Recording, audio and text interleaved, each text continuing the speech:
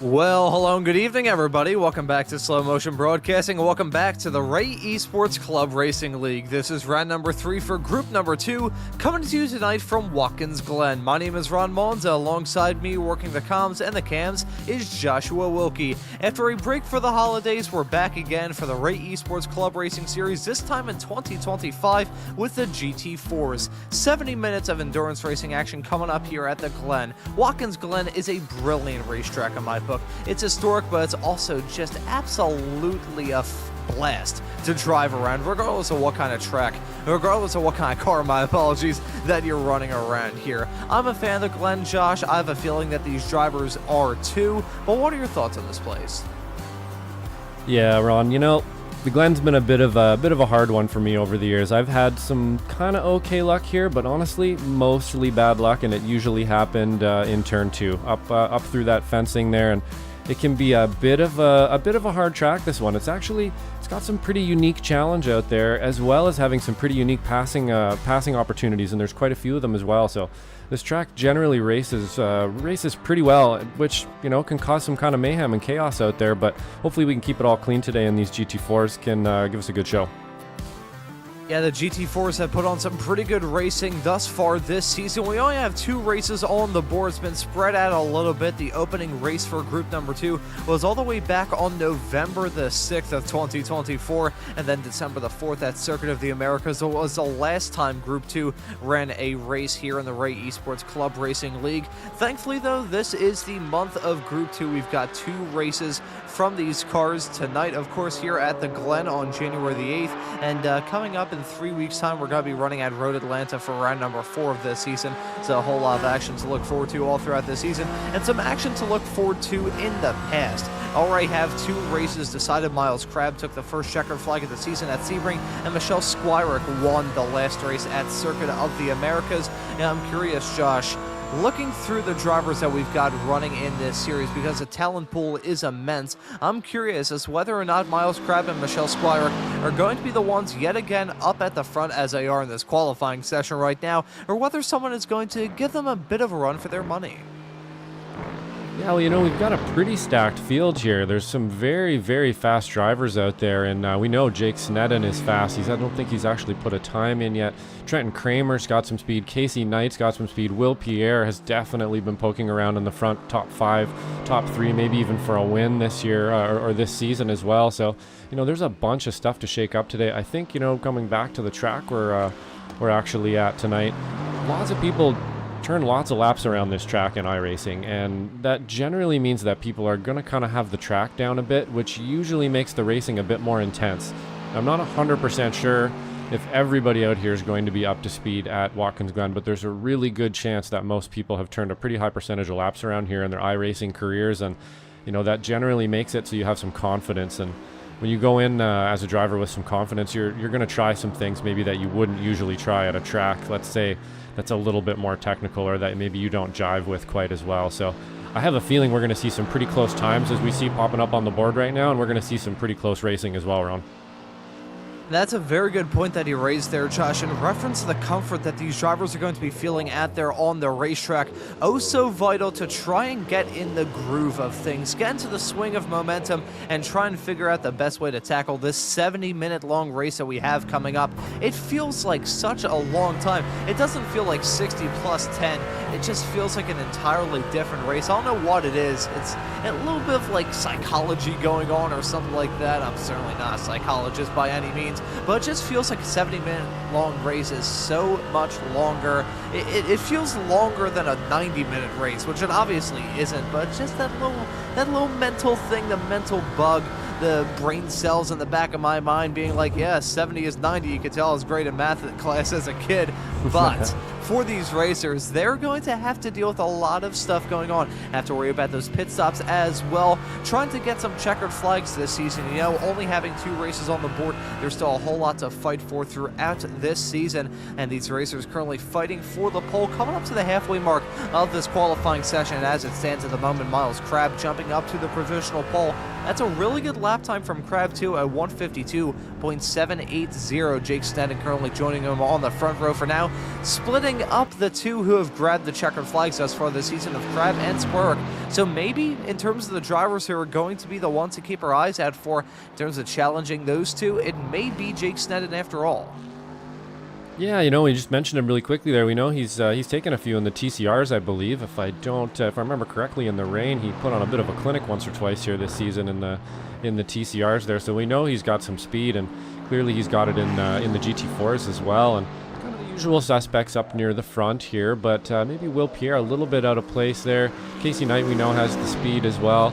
Looks like maybe even there's a couple new names in here that I haven't really noticed before, Ron, if I'm not mistaken, and that should probably shake things up as well. Yeah, I was just going to mention that in terms of some of the racers that we have coming into the series that we may not have seen in the past. I believe Swen currently qualified in the 10th position, just set a time a couple of moments ago. That's Bowie Swen in the 216 Mercedes, currently qualified in 10th at the moment. Looking through some other names, Aaron Bray, I'm not sure we've seen thus far this season. TJ Yankee, I don't believe we have seen either. But we do see a lot of drivers that we've seen a whole lot of all throughout this season. Of course, the drivers up towards the front. However, we would be remiss if we didn't mention drivers like Kerry Anderson, currently qualified in 22nd. Joshua Justice, a Weekend Warriors and Ray Esports staple. He's a driver who we see a whole lot of here on Slow Motion Broadcasting, currently qualified right in front of Kerry Anderson in 21st. Charlie Vaccaro, seen a whole lot of him. John Casey, currently qualified in 17th. Lots of newcomers, lots of drivers who we have seen a whole lot of as well. And one thing that I'm noticing looking through our live timing screen, Josh, and this is a point that we've raised over the past few broadcasts that we've done for Group 2 thus far this season, the fact that Miles Crabbe is a standout. I mean, not only in terms of his pace, but also the fact he's the only driver running an Aston in this field. Yeah, you know, I find that actually kind of interesting, Ron. Not only is that, at least in my opinion, one of the most beautiful cars on the service, but it sounds really good and it drives fairly well, as far as I know too. So maybe that's just because it's new, or perhaps there's something I don't know about that physics model in that car or something. Maybe it's not quite as good, but you know, I believe we did have a little chat with Miles, and he seems to really like that car, and he's doing really well in it. So I'm not really sure why anybody else hasn't picked that one, Ron, but. You know, if I was driving in this GT4 championship, I think I'd probably be in that Aston. Yeah, the Aston is a very good-looking race car, but it just doesn't seem to be a very popular one for these drivers. Not sure what it is. The Porsche seeming to be a very popular one. I mean, I'm looking through right now. I'll quickly count it out of my head. So if my broadcast room all of a sudden smells and is just completely clouded with smoke, now you know why. We got Michelle Squirick, currently qualified in 2nd in a Porsche. Will Pierre, Ian Anderson, Casey Knight, Nolan Bromer, as we see Ian Anderson jump up to 6th a couple of moments ago. And I have to go back to Kerry Anderson in another Porsche, Joshua Justice in a Porsche as well, and Ken Eastup, who I believe is another newcomer, along with Jason Grider, making up, I believe that's 7 Porsches. I lost count as I mentioned some of the drivers who are newcomers to this series. Absolutely brilliant stuff from my end of the commentary booth. But the Porsche seeming to be a popular car, along with the Mercedes. I think they're pretty evenly represented. Some BMWs out there as well. And actually, I will amend my statement. There is one more Aston out there, at least according to the graphics on our live timing screen, Josh. That being Tyler Heron in the number 11 car. I believe he is running in an Aston, certainly playing us like a fiddle. Yeah, there's another guy out there with some great refined taste there for the Aston. Definitely one of my favorite cars. You know, this one actually too is probably one of the more pretty cars on the service, even though she is a bit big, and I think it's probably the 3rd iteration. I think we're on Evo 3, maybe even 4 by now with the Mercedes there, but also a really beautiful car and just sounds excellent as well. So you know, it's pretty interesting to see all this machinery out there. One of the cooler series, really, the GT4s and the GT3s being able to kind of reflect the cars that you see on the road, you know, maybe downtown sometimes with, you know, these ones obviously a lot more aero and a lot more tire and stuff on them, but representative of some of the cars you can actually see driving around every day. Yeah, that's a great thing of sports car racing, Josh. You get to see some cars that you may be able to see on the road every now and then. GT4 is a bit more common than some of the GT4 is a bit more common than the GT3s in terms of the other cars that you see every single day around the road. Certainly here in the city of Philadelphia, with some of the hoopty rods I see on the road, I think we need to have like a GT7 category or something like that. Man, that's probably not something I goodness, rain. We are seeing rain, Ron. Sorry to interrupt you there. It has started raining at the end of qualifying here, so this is going to be pretty much how it's set, I would think now. This is it, unless you're just about to come down that back strip and you have a good lap under your belt. That's going to be about it. Yeah, I'm looking through on the iRacing weather radar. I will say, full transparency, folks, loading into the session not terribly long ago, iRacing said that there's practically no chance of rain, so clearly iRacing fully realistic in their simulation. iRacing the creme de la creme, the tippy top in terms of real-life simulation. The fact that the weather forecasts in iRacing are just as inconsistent and inaccurate as they are in real life. The rain is coming down. The track's still marked as dry. I'm looking through at the iRacing weather radar. It's a small little thin band of weather that is looking to hit the track at the present moment, but it's going to cause these track conditions to drop off a little bit. Currently, as it stands at the moment in this session, weather set to about 65 degrees Fahrenheit, 63 Fahrenheit being the ambient temperature. I gotta say, though, probably a heck of a lot warmer than it is in Watkins Glen in real life at the present moment, as most of the East Coast finds themselves in an absolute freeze. It snowed 2 days ago here in the city of Philadelphia, and it is still not melting. It is 22 Fahrenheit as it stands at the moment. I think it feels like it's going to drop down to -4 overnight. So absolutely bone-chillingly cold here in the city of Philadelphia. And for these tires on these race cars, even though 62 compared to the weather conditions I'm dealing with at the moment would be like a nice trip in a sauna, that's still got to be freezing cold for these tires. Yeah, absolutely, Ron. This is definitely going to throw a bit of wrench in the gears for some people out there. There was, I believe, it was a 22% chance, and rain was unlikely when we came into the session, but the humidity was pretty high, and, well, it looks like it's raining, and that was a pretty good quote there, Ron, for sure. It's about as realistic as you can be when you can get the weather report wrong, I'd say, and it actually does start raining. That sounds about par for the course, but we're definitely going to have to, it's going to throw a bit of a wrench in the gears here. If you were planning on having a dry track, we haven't gotten to the race session yet. Maybe it won't be wet, but it might be. I think it's been a while since I shared this story on a broadcast, so I will mention it again just because it's been a little while and I need to hit my quota of sharing stories that go on for way too long in the broadcast, which I guess seemed to be a small little trait of me as a commentator. Oh no, I'm still bewildered why people actually enjoy my presence in the commentary booth. But one story that always sticks out from my elementary school days is when I was in fourth grade, it was actually second grade, because I remember my mom was actually still around at that point. But I remember there was a day in which we were probably like an hour and a half into the school day, and the entire rest of the school day got canceled because of a tornado warning. The tornado warning, which just proved to be a warning, hey, get the kids out of school because it's going to be a nice, beautiful day in the city of Philadelphia, which it was throughout the rest of it. But I'm not sure it is going to be a beautiful day in the sim for these drivers for round number 3 of the Ray Esports Club Racing League, because the rain is still coming down. iRacing marking the track as very lightly wet, but with precipitation chances still jumping up into the 50s throughout this race we have coming up. This may not be a very easy affair for these racers, but as we're about to get that formation lap underway, we'll briefly run through the starting grid. What is it with me and my word pronunciation throughout this broadcast? But it's going to be Miles Krabs starting from the pole, saying a 1:52.780, which proves to be unchallenged. However, Michelle Squirick certainly got close in the number 75 car, only 0.043 of a second off. Kyle Robertson going to be slotted in third, Jake Sneddon going to join Robertson on that second row.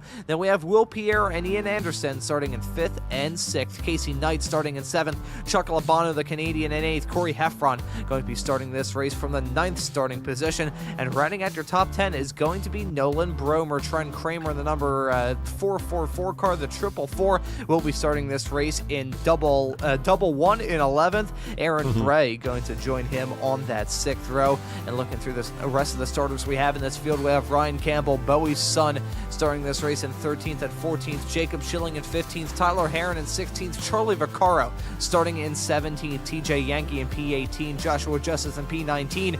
John A. Casey going to round at your top 20. And looking through the final few starters we have in this field, we have Kerry Anderson starting this race in 21st. Don Manning starting in 22nd. Starting this race in 23rd is going to be Wayne Buttermore. Nemo Tagalag in the number 7 car going to be starting in 24th. Joaquin Effinger will be starting this race in the 25th starting spot. Kenny Stepp in 26th. And then running at the drivers actually set a time in qualifying is Tom Wendt starting in 27th. Jason Greider in 28th. Greg Brockway in 29th. And Eric Yagel rounding out your 30 cars that may be taking to the green. Vaccaro, Greider, and Brockway not setting a time. Actually, I apologize. Vaccaro did set a time. However, I think he is not taken to the starting grid unless I'm very much mistaken. So we may only have 29 cars set to take the green. I'm looking through, maybe less than that, only 26. I say only 26. Still 26 race cars set to tackle lap 1 around the Glen. Some mist on the racetrack, and these drivers hoping not to have any missed opportunities. That pace car looking to turn down pit lane and put the field in the hands of our pole sitter of Miles Crabb. Already has a victory this season, kicked the season off with a victory, and looking to continue that form in the odd-numbered races. The green flag is out. The drivers are on their way, and look at that, very aggressive, very early on, is going to be Michelle Squire jumping in front of the Mercedes of Kyle Robertson to block off any sort of run hang down into turn number 1, but Miles Crabb is going to be leading them some side-by-side racing, a little bit farther behind involving Trenton Kramer in the 444 BMW, but back up at the front of the field and seeing what could be a game of leapfrog heading down the long flat-out blast to kick off this race and kick off this first lap. Looking though, that's Michelle Squire slowly but surely reeling in Miles Crabb. They're going to be side-by-side, hang down the back straightaway into the bus stop. Will Crabb be able to hold off on that spot, or is Michelle Squire going to get that move done? It's very close, but Crabb holding on to the lead for now. Yeah, that was a great start so far on. We got through the bus stop at least once here. It looks like the whole field has made it through. I should mention, it looks like at least in my telemetry here, that 4 drivers have started with wet tires, Ron. So I'm not really sure how that's going to fare for them at the moment. One of them being highest one up in the position now, I believe, is Trenton Kramer. I'm not sure if we can get confirmation on that, but that's exactly what my telemetry is telling me here, that he is on wets and everybody else is on dries. So it should be pretty interesting to kind of see how this pans out. If it continues to rain here, or it could get pretty rough for a couple people, and Trenton might be onto something. Yeah, it may get a little bit difficult for some of these racers. I'm looking through at the iRacing weather forecast. Currently, the precipitation chance, holy cow, is marked at 0% in sim. However, according to that, it'll jump up to 59 in only about 6 minutes time in the sim. So if that is the case, that's certainly going to help those drivers who started on the wet tires. However, if that's a white-faced lie, that's going to end in tears. Speaking of ending in tears, these two racers incredibly close, heading on the first time through the final few corners of that first lap. Jake Sneddon getting oh so close to making contact with Kyle Robertson as they went side by side through turn number 10 and 11 a couple of moments ago. Now some side-by-side racing involving Will Pierre and Casey Knight right behind. Those two battling for P5 and P6, but that Sneddon and Robertson fight was incredibly hard fought. However, in that side-by-side racing, it's allowed Michelle Squire, who's now leading this race, and Miles Crabb in P2 to slowly but surely start to pull away. Yeah, it looks like we missed a pass here too from Michelle. Looks like it's going to be a fairly simple one here. Yep, and just kind of got it done, and she was able to hold on to that one, at least for now. I think we're going to be getting pretty darn racy here, Ron. We're keeping her pretty clean so far. We were on the run-up saying that there's probably quite a few people that have some pretty good laps around here and stuff, so it looks like we are going to have a pretty intense race here.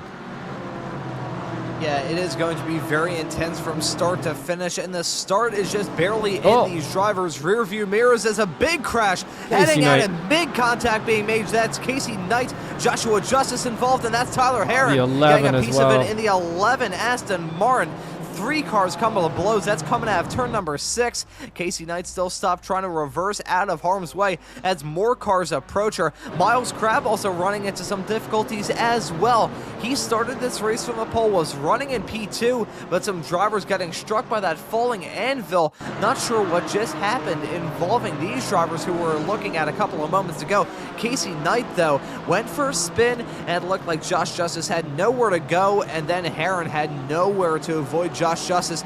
There it is, Knight losing it midway through turn number 6, and then bang, into the side of her goes Justice, and looking through, bang, into the side goes Heron.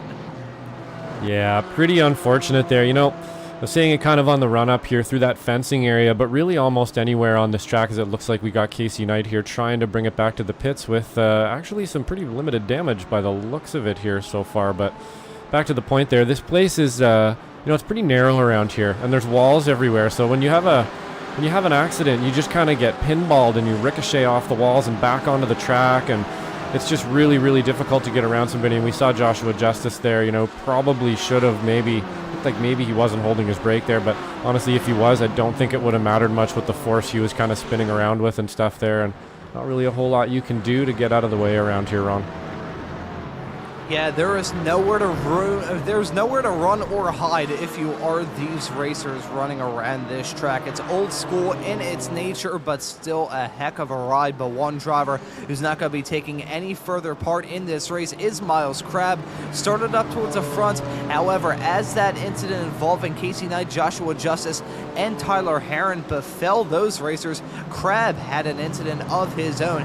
He's now out of it. He's left the session. He is done, currently classed down in 25th, and that is going to be a heartbreaking result for the driver who entered this race here at the Glen with the championship points lead. Michelle Squirick now inheriting the lead. Jake Sneddon finding himself in P2 as Robertson and Will Pierre start to battle for the final spot on the podium. I'm curious, Josh, if we may be able to load up a replay to see what happened to Miles Crab, because that was a big amount of drama. I'm curious as whether it was some side-by-side racing going horribly wrong, or if it was just a simple mistake, these racers pushing these cars over the edge at many points, and sometimes if they go over that razor-thin margin of error, they're just going to find themselves dropping off the face of the earth.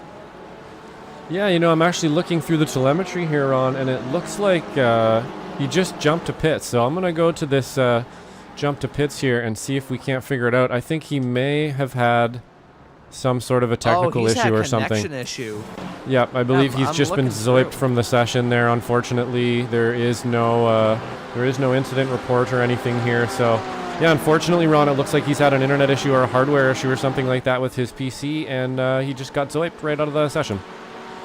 I like the use of the very much so technical term zoiped. I'll touch on that in a couple of moments as Sneddon and Squirick side by side heading down into the bus stop. Squirick holding off that challenge from Jake Sneddon. I want to apologize to Michelle because I feel like every single time I mention her last name, I either pronunciate it either one way or another. Is pronunciating even a word? I think it is.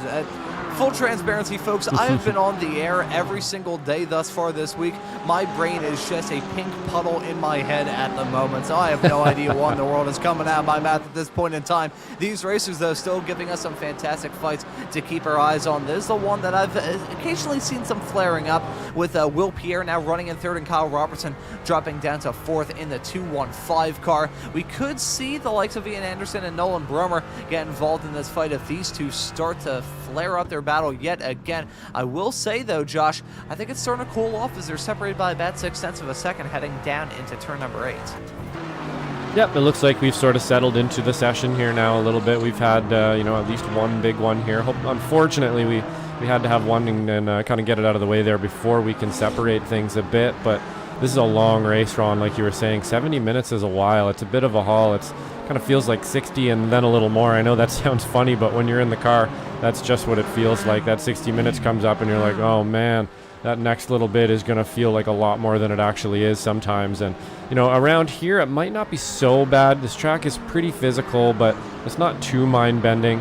It looks like we've kind of spread out right now, but, you know, even someone like Kyle Robertson here, we know he's got some pace, and I would not be surprised if he actually works his way up this field a little bit here by the end, depending on how things play out for that 70 minutes.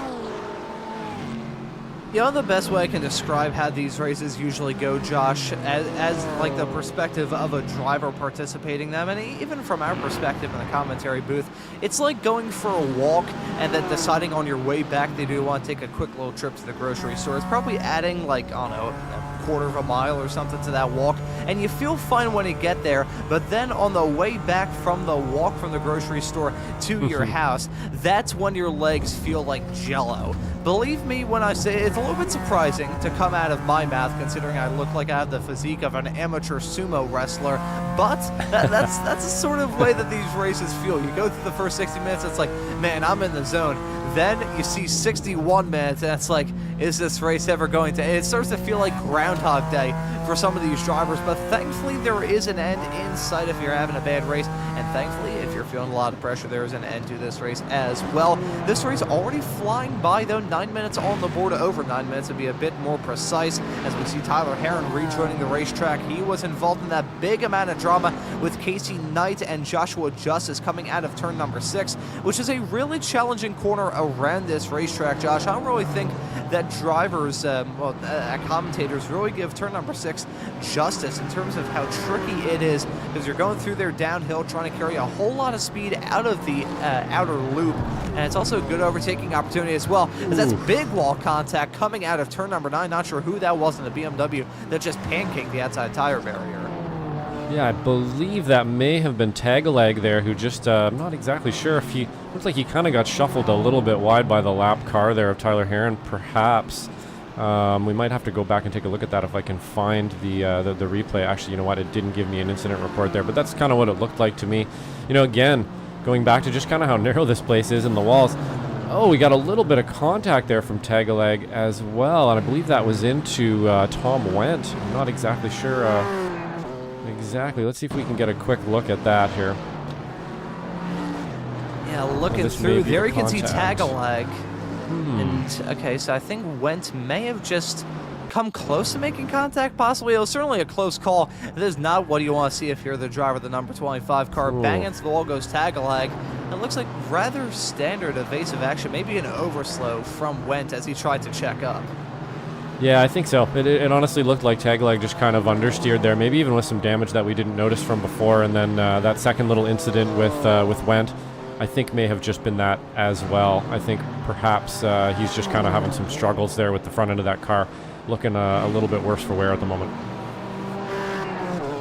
And one thing that I have noticed that I don't think anyone else has throughout this broadcast, for the simple sake that it's only me that's experiencing it. Usually I have my iRacing volume on so I can hear these race cars. Past couple of broadcasts I've had to be in the iRacing session, but haven't had to rely on it with a different broadcaster that I will not mention by name. So I was wondering, like, it feels eerily quiet whenever I'm off the microphone or on the microphone as well. So I was curious what was going on. I just realized I've had iRacing muted all this time. So I think I'm going to feel like normal. I'm back in the zone as I hear the beautiful roar of these race cars barreling around this wonderful racetrack. But seeing some drivers certainly not roaring farther towards the back. One thing that we have seen a lot of thus far in this race is good racing. One thing that we haven't seen, which is a disappointment to the drivers running a little bit farther in the back, is good reining.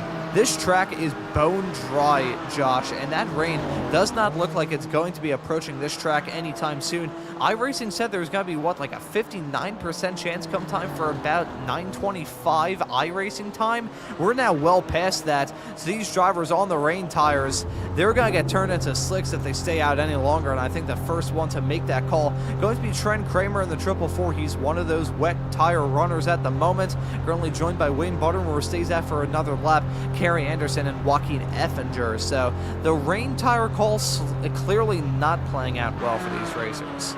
Yeah, not at all, and really, really good timing on that one as we see Trenton Kramer here come in to get those boots taken off because they are not working for him today at all.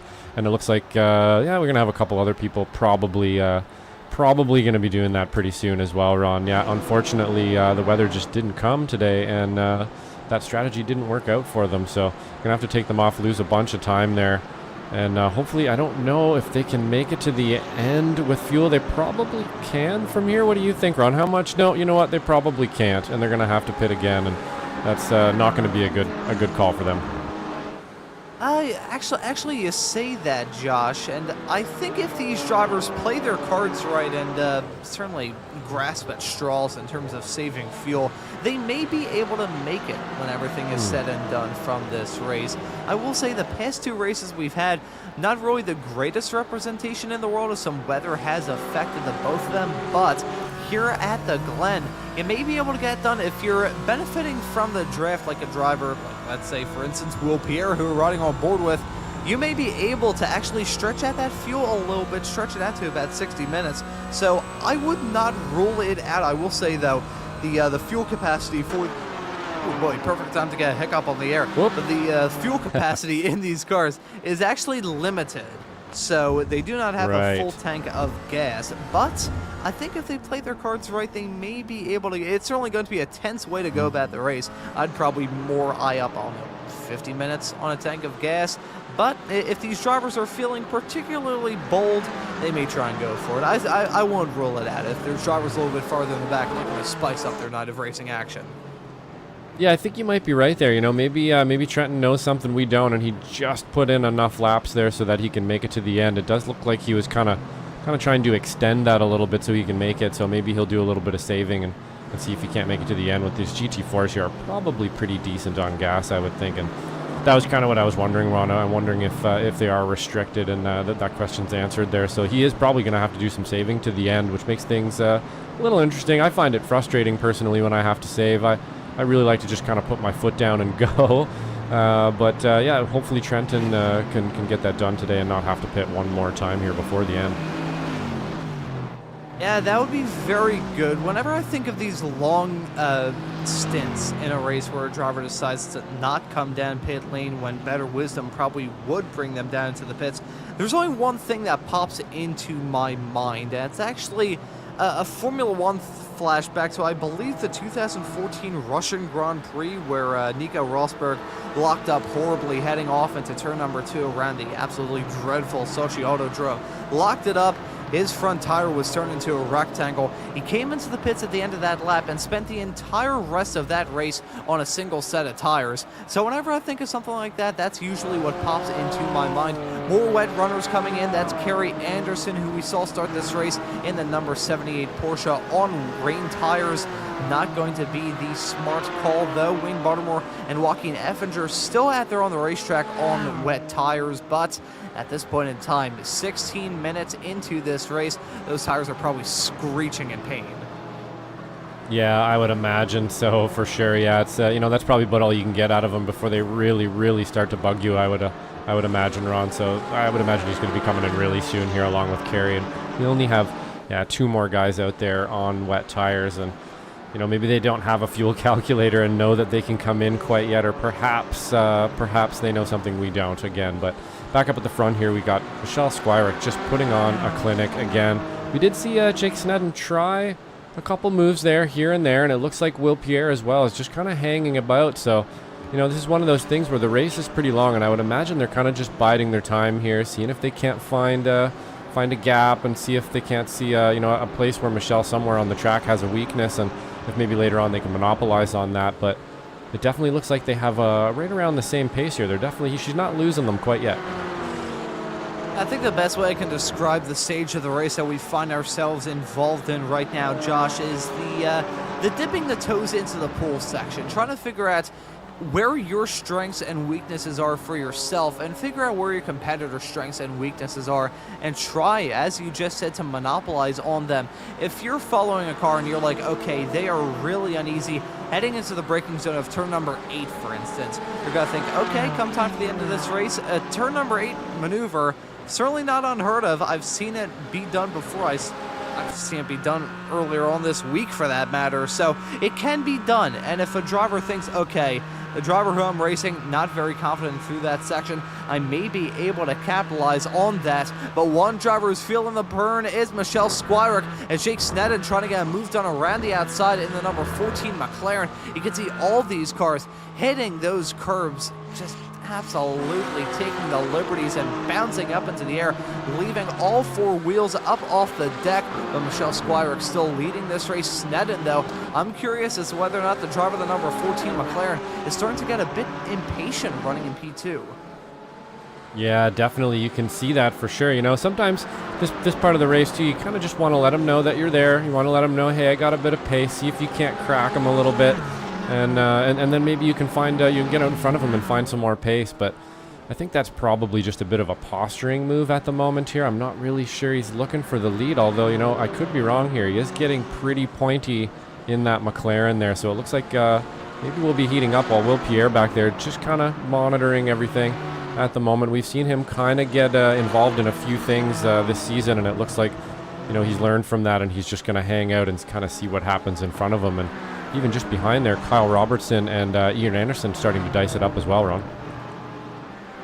Yeah, these drivers can really racy at this point in time. Robertson has been involved in so many battles all throughout this race. Was battling with Jake Sneddon, was battling with Will Pierre, and now he's battling with Ian Anderson in the 147 car. They may be side by side, the not too far off future. Look at Anderson looking around the outside, heading off into turn number 1. A battle of the last late breakers, and who is going to prevail? Looks like it's going to be Robertson for the time being. However, these two still covered by nothing.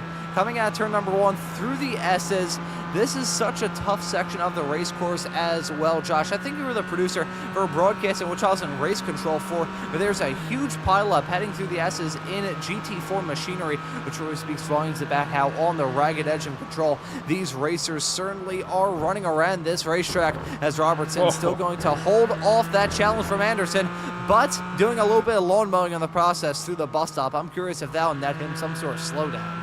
Yeah, that was pretty rowdy through there for sure. He rodeoed the car through there. It looked on entry like he had way too much entry speed there, but was able to kind of woe it up and keep the car under control with some blades of grass flying in the air. It is a really crazy corner. I actually heard a story about the bus stop there where there was a driver who had an accelerometer in his mouth guard. And when they were going through there, they actually found that the impact that the car was taking through there was so much that it was actually almost graying the drivers out. They were getting mild concussions just from entering and getting through that corner. And since they have actually modified the corner through there a little bit, as we see Kyle Robertson go wide, wasn't quite able to capitalize on that for me and Anderson, though. A little surprised there, Ron. Yeah, a little bit of a surprise, and I think I remember the driver who had that little revelation a couple of years ago. I believe, unless I'm very much mistaken, it was actually 2021 NASCAR Cup Series champion, and hopefully another driver in the 2025 Indy 500, Kyle Larson, who had that experience running in the NASCAR Next Gen car.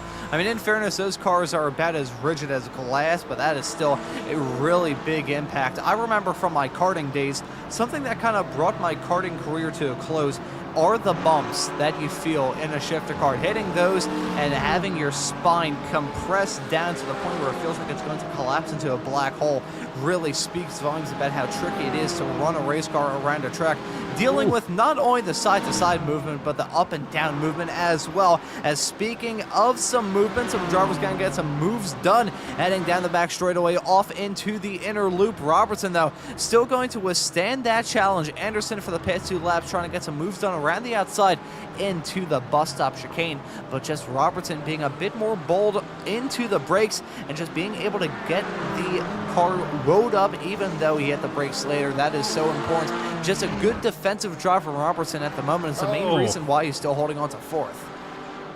Yeah, absolutely. You know, that's not an easy place to get a pass done there. You can see Ian Anderson kind of looking, but man, oh man, you really have to have some confidence and some big cojones to throw it up the inside through the bus stop, or the outside for that matter. So again, I think it's kind of more of a posturing thing. As we see Sneddon here has kind of had it, I think. It looks like he is now looking for a way through, and we saw Will Pierre there again just kind of getting rodeoed off the track a bit as well. So it looks like either he's kind of getting stunned by what's happening in front of him, or he wants a piece as well, Ron. Yeah, these drivers trying to steal a small little bite out of the battles that they've got at the moment. Just seeing a small little bit of baked goods. You know, you're on a diet, the New Year's resolution that you have to be on a better diet, but you see a big thing of brownies on the kitchen table, and you're like, you know what? I'm going to take a bite of those. I don't know, I guess I'm hungry. These racers, though, still giving us some good fights to talk about at the moment. Robertson and Anderson, this has been a really intriguing fight to keep our eyes on over the past few laps here. Josh, as Robertson has put on a defensive clinic over Anderson over the past couple of laps. I'm curious, though, if the third time is going to be the charm from Anderson, and he will be able to get that move done to slip his way up into fourth and displace Robertson back down. You can see these two cars practically bump drifting, nearly heading through the S's. This may be some close quarter stuff in a few moments' time. Let's see, will it be an attempted move from Anderson? No, it will not. So Robertson continuing to take that inside defensive line off into the inner loop. It always feels weird calling it the inner loop. I prefer the bus stop personally, but still, every single time I look at that line from Robertson, I'll hold off on that point in a couple of moments. And Jake Sneddon has gotten the move done on Michelle Squire to move into the lead of the race. And let's see what happened to the driver of the number 14 McLaren to take the lead. Yeah, it looks like, you know, he got a really, really good pull out of T1 there, right up the back of Squirek, and is going to take it on the outside. So, you know, I was saying earlier just how hard it is to and how ballsy it is to take a move through there, and you really almost have to have someone playing with you to make a move like that through there. And really well done by Squirek there to see that coming. And you know, there's a skill that you need to have as a driver as well, and you have to know how to get past and when one is coming, and that was pretty much a masterclass in it right there. They're both left to fight another day, and I have a feeling that Michelle's not going to let that one rest either here. So we'll see if Sneddon can kind of pull away now, but I would not be surprised if we see a couple more attacks here shortly. Yeah, these drivers getting to the point of the race where you'd usually expect them to settle into a groove, but they're still trading blows like it's going out of style. I'm curious, though, Josh, over the past two races from Group 2 here for the Ray Esports Club Racing League, we've seen these drivers in the GT4s wait until the final 25 to 35 minutes to make that run into the pits. I'm curious, though, are we going to see these drivers maybe come in a bit earlier this time around? I'm going to take a look real quick at how the weather is looking on the iRacing platform, as we may see a side-by-side fight in the not-too-far-off future involving Chuck Labano, who we're riding on board with right now, and Nolan Bromer in the number 21 Porsche right in front. Looks like they're not going to go side-by-side into the bus stop. But I'm looking through, yeah, it's going to be bone dry throughout the rest of this race, so not having to worry about anything of the sorts. So these drivers not going to have to worry about weather, not going to have that wrench thrown in the works in terms of their respective strategy calls. However, it's still going to be something that's riding on these drivers' minds, the importance of the pit stops and making up time through them in the process. Yeah, you know, we've mentioned it once and we'll mention it again, that the pit stops, you know, it seems like something that's not really kind of a benign thing. That's pretty simple to do. You just kind of pull in, stop, get your tires or your fuel, and then take off. But there's so much that can go wrong in that process. And it's actually, you know, when I do the races on the weekend here with the Weekend Warriors with Ray Esports as well, it's got to be, you know, some tracks are, it's one of the most nerve-wracking things you do the whole race is just to make sure that you're going to get in that pit lane. You're not going to overspeed. You're going to get out nice and clean. Not going to do something silly in the pit. Kind of sounds funny, but you know, it is something you have to practice and something you have to think about. And especially when you're, you know, dicing it up like this, you sort of have to try to strategize while you're driving. Should I pit now? Should I pit later? Are they too close to me sometimes? Even if you're coming around, you're worried about getting, you know, potentially rear-ended or coming out in bad traffic, and that can cause you to slow down. I know it does for me. As soon as I start thinking like that, I just can't drive anymore. So we'll see how it kind of plays out here, but really good point, Ron, that we haven't seen any pit stops yet, and we're going to have to see kind of who blinks first. Yeah, that's a very good way of putting it. Who's going to blink first? Who's going to be the first to bite that bullet? Who's going to be the first to get up out of their chair when the show is done? These drivers certainly making us be on the edge of our chairs and the edge of our seats, as we're seeing Michelle Squire, Jake Sneddon, and Will Pierre still covered by practically nothing at the front of the field. Kyle Robertson and Ian Anderson still running line to stern in 4th and 5th. They've gone side by side a lot as of late, but it hasn't really materialized in terms of a successful move for both of those racers. But here's the fight that we've just recently seen develop involving Bromer and Labano, two racers who I don't think we've talked about too much throughout this broadcast thus far, Josh, but both of them have had a really good start to this race. Bromer currently running in 6th, up 4 spots from where he started in this race. Not the hard charger, though, as Tom went down in 15th in the number 25 Mercedes, making up 12 spots since he dropped the green flag. Wow, yeah, 12 spots is pretty good. I would imagine that was a few gimmies there from the kind of big pileup we had, but nonetheless, that was only a few cars, so he's made up quite a few positions here as we see Labano looking up the inside.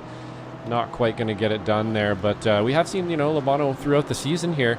He doesn't like to wait around much. He's definitely going to look for a place to pass, and it's exactly, it looks like what he's doing right here. I feel like if they worked together a little bit, they might be able to get up to these 2 cars in front of them here, but it doesn't look like that's what they're doing. They're not communicating too well as far as partnering up and moving forward here. So it looks like they're happy with the position they're in, and they're just going to fight for it. At the moment, as we saw Bromer, I believe, just tapped the wall there. Doesn't look like he got any damage, though, Ron. Yeah, looks like he got away with one there, but the side-by-side fight certainly going to continue between those 2 drivers. Labano getting that move done finally at last to slip his way up into 6th. Bromer dropping down to 7th in that number 21 car. For now, though, we may see these 2 continue to go side-by-side in a couple of moments' time through the interlude, which seems to be the prime overtaking opportunity for these racers. Let's see, will Bromer go for it, or is he going to let this one go, for lack of a better term? Let's see, closing in that gap, heading into the corner, but Bromer going to lift out of that gas and back out of it, maybe deciding, hey, I've got the draft, I've got the fuel-saving opportunities that I need to do well later on into this race. It's really easy to get caught up in the smoke and get caught up in the red mist of a close side-by-side fight, and then whenever that happens, you just completely lose sight of how the rest of the race is going to develop. Oh, almost up the inside there for Will Pierre, but yeah, absolutely, Ron. That's a very good point there. We're seeing some pretty good battles here throughout at least the top 10 or so in the field, and it's pretty spread out beyond that. We'll try to get a little bit of love for some of the back markers here, and we do have a few drivers here, I believe, in Trenton Kramer now, up to about 20th after that pit stop, just getting by, I believe, the lap car of Wayne Buttermore here after he changed his tires from wets. And then, of course, we have Casey Knight as well, I believe, who started on wets, and Miles Crabb kind of hanging out in the back here as well after, looks like he's connected back to the session and decided to keep driving here on. Yeah, Crab's still out there on the racetrack, running down in 22nd, but looking to try and gain as many spots as he can. Crab is still in the hunt for this class championship here for group number 2, so he is going to hope to try and get any sort of points that he can, and maybe hope for lightning to strike Michelle Squire running in P2 as it stands at the moment. Casey Knight, though, who we're seeing get very dicey with the back of Wayne Buttermore's race car heading through turn number 2 at the start of the S's. She was involved in that big crash we saw earlier on involving the likes of Tyler Heron, Joshua Justice, and herself. But these racers still out there on the racetrack whittling away the lap. This is a terrifying sight if you're Wayne Buttermore. Look at that. The 2 drivers running P1 and P2 going side by side as they dispatch of you. Michelle Squire timing that to absolute perfection. A scene that real life saw with Michael Schumacher and Mika Hakkinen dealing with a lapped car going side by side at Spa and getting a move done. Squirek, though, that was incredibly bold, trying to get that move done on Jake Sneddon and makes it work. Well done to Michelle. That was slick. Yeah, I was saying earlier there, Ron, just how hard it is to get a move done into that corner, and man, you have to commit to it, and the person that you're passing also has to kind of see it coming and sort of let it happen there. And Squirek took that one. That's how you take a position right there. You throw up a block, you put your car where it needs to be. She definitely monopolized on that lap car there, Ron, and it's exactly what you need to do out here for a championship. That is the kind of move that can win you a championship right there. That's the kind of move that can do it. It can either end it really, really badly and chaotically, or it can win it for you. And it looks like that one worked out for Squirek, and we'll see here if Jake Sneddon can put on another attack, but it's definitely heating up at the front here. Talk about making hay while the sun is shining. Of all the times to go for a moment like that, it's kind of rubbing salt into the wounds to Miles Crabb. The fact that Michelle pulled off what could go down as one of the best moves from all of this season. I'll make that bold claim right now. But to do that as your competitor is running all the way down in 21st, through no fault of his own, mind you, some bad connection issues and some poor luck from Crab, going to seal his fate in this race, for lack of a better term. We already have 32 coming up to 33 minutes on the clock, slowly but surely approaching that halfway mark. Miles Crab, though, I don't think he has a wingnut's hope in hell of making his way up into the top 5 and challenging Michelle Squirick in terms of the points. So it's going to be damage control and damage limitation at this point in time for Crab. As Michelle Squirick looking to strike while the iron is definitely hot. Yeah, absolutely. That's a really good point, Ron. The point spread here, if Michelle can come away with this win, then that's a pretty big hit for Miles here for the season. It is still pretty early in the season, and we got some more races to come for sure, and some more anvils, as we like to say, that could potentially fall on even Michelle as well here. But that was quite the move into the bus stop there, and that's the kind of thing you want to see. That's a sort of championship kind of winning move, if you ask me, and that's going to send a pretty strong message to everybody else. Yeah, that is going to send a huge message. So Michelle Squirick making a statement for sure in that number 75 car as the side-by-side fight continues here with Robertson and Ian Anderson. These two have been going at it all throughout this race, but there hasn't been a swaparoo in spots yet. Keyword being yet. Robertson and Anderson still covered by nothing, and they will have to worry about those pit stops soon, Josh. We're coming up to that halfway mark. They will have to make a run down pit lane. It is required for these racers to come into the pits, not only just to make the checkered flag, but also by the rules as well. Looks like neither of them are going to make the call into the pits, but Robertson tanked the outside safer barrier coming out of turn number 11. Not sure if you saw that a couple of moments ago, Josh, and that's now given Ian Anderson the opportunity that he has been hoping and praying for in that 147 car. And finally, after what's felt like a wait of 50 bajillion years, Ian Anderson going to slip his way up into 5th. Robertson slipping up at the worst possible time and going to drop down to 4th. But Anderson needs to do what Robertson's been doing all throughout this race and put on a good defensive drive, heading down that back straightaway, off into the bus stop in a couple of moments' time. Not sure if he'll have to do it, though, as it looks like Robertson not really pushing the issue at this point in time. Yeah, I think maybe he's just kind of laying off for a lap here, perhaps cool the tires down a bit.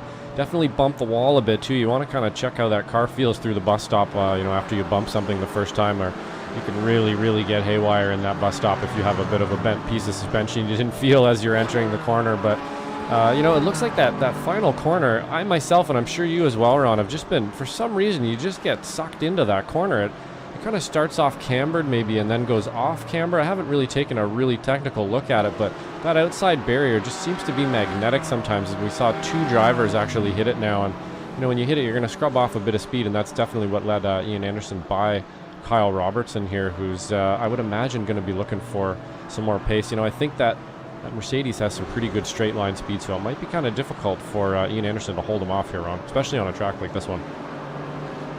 Yeah, trying to figure out any sort of way to pull off a defensive masterclass. It is tough to do around a racetrack like this, because you usually think, Watkins Glen.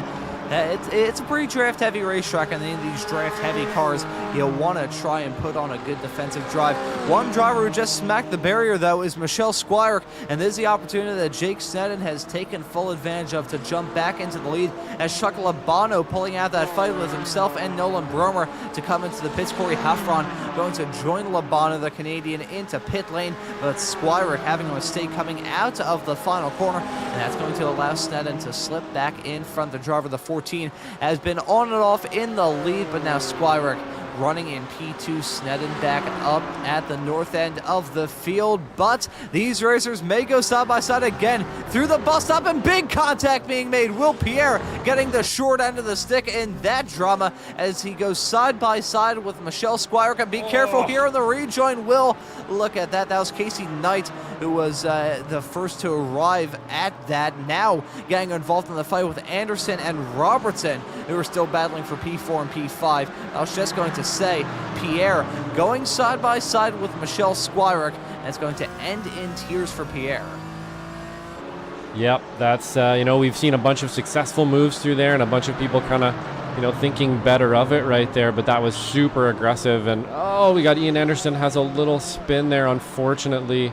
getting caught up with a bunch of traffic. There were a bunch of other drivers, sorry, and got a little spin, and that's going to kind of end that battle we were watching with him and Kyle Robertson. But back to the point there, we'll see if we can't get a good replay of what transpired there in the bus stop here, Ron, for you. You can have a look at it.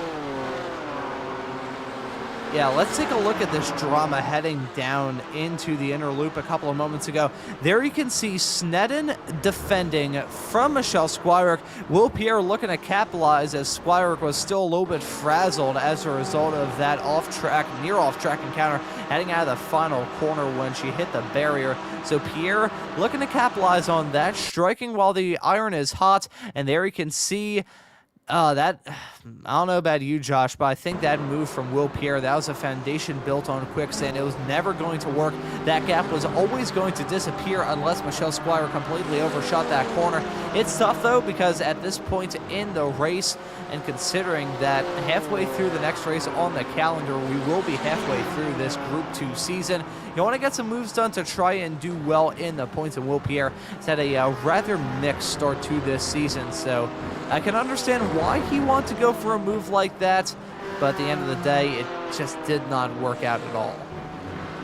Yeah, unfortunately, you kind of nailed it there, Ron. When you're on the inside like that, they were just basically parallel to each other, and she has to come down to make that corner, and Will Pierre's just there. There's just no way to get around him there, and you kind of have to see that coming as a driver, that this just isn't going to work. I need to back out of this. But in his defense, I would say when you're up the inside like that, especially in that corner, it kind of feels like maybe it's your corner and that the person on the outside should be giving it to you. So that communication between the two drivers sometimes just not getting together, and unfortunately Will Pierre kind of fell to the wayside on that one, and he's going to be battling for some lower positions, at least for now.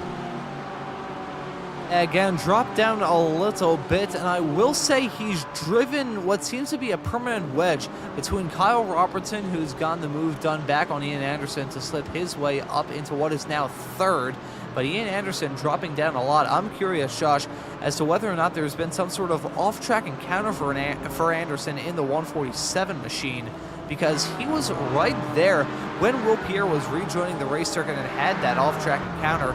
He was there. He was within striking distance, but now he's down to fifth, and looking through and doing the math in my head, that's a pretty lengthy gap. So let's see what happened to Robertson. Yeah, I did see him have a little moment, and it looks like maybe he just kind of got spooked by the car in front of him. Had a bit of a sympathy spin there, Ron. What do you think? Potentially. I think that may have been what was going on. Ian Anderson certainly getting caught up in the drama, maybe carrying a bit too much speed off into turn number 7 a couple of moments ago. That or getting spooked by the lap car of Casey Knight. Either way, it's going to affect Anderson badly. Finds himself effectively in no man's land as a result, and here is the replay to see what happened in all of this. Anderson, I don't know about you, Josh. I feel like that was just a simple mistake, and maybe feeling the pressure from the cars behind and looking to get that move done on Casey Knight with authority to try and build up some sort of cushion, and it just completely backfires on him.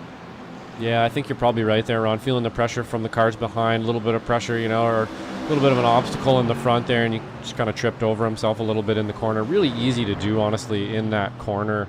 You got to get slowed down. Probably maybe the second slowest corner on the track there. It's always been a bit of a difficult one to get right, and you do really need to get it right as well to get that pull down the back straightaway, or it's a really good place to pass. So yeah, unfortunately, just looks like kind of tripped over the pedals a little bit there and lost another position. And yeah, unfortunately, hopefully he'll be able to catch up. Yeah, it's unfortunate, but in a moment like that, you need to find a good way to dust your shoulders off and get back onto that horse that bucked you off a couple of moments ago. It will be a bit of an ask, but we do have those pit stops to worry about as well, so it's not game, set, match in terms of Ian Anderson falling out. And even in all that drama, he still finds himself in 5th at the moment, so I wouldn't say no harm, no foul. Some harm, no real foul outside of a slight kick in the shins. But one driver who's had a really good race that we haven't really talked about thus far is John Casey, who are riding on board with the Frito Sport Racer in the number 22. Made up 10 spots thus far in this race, running fittingly in 10th. He's not the hard charger, though, as went up 14 positions. Well done to both of those racers. Currently our hard chargers, and I'm wondering if the pit stops will help or hurt these racers who have cut their way through the field like a hot knife through butter. Yeah, absolutely. There's some making up some positions for sure. A bit of attrition out there, but that's going to be down to some pace as well. Here is John Casey now actually looking forward at 9th place from way back. I think he started in around 20th there, so that's making up some places for sure. Definitely has one of the cooler looking liveries out there as well. I absolutely love that color with the green on the mirrors and stuff. Looks great on that car. So pretty cool stuff with the butt kicker and everything there as well. I'm liking that car quite a bit, and made up 10 positions. Pretty good. A very good race for both of those drivers. Casey certainly has the opportunity to gain some more, as you've got Bowie Swen right in front in the 216. So an opportunity still to try and make up some spots. And looking at the front of the car of Bowie Swen, Josh, I'm not sure if you're seeing this as well. That front bumper is looking rather caved in. You can kind of see it put on full display heading through the corners. Looked like a roadkill situation. Maybe hit a deer around this racetrack.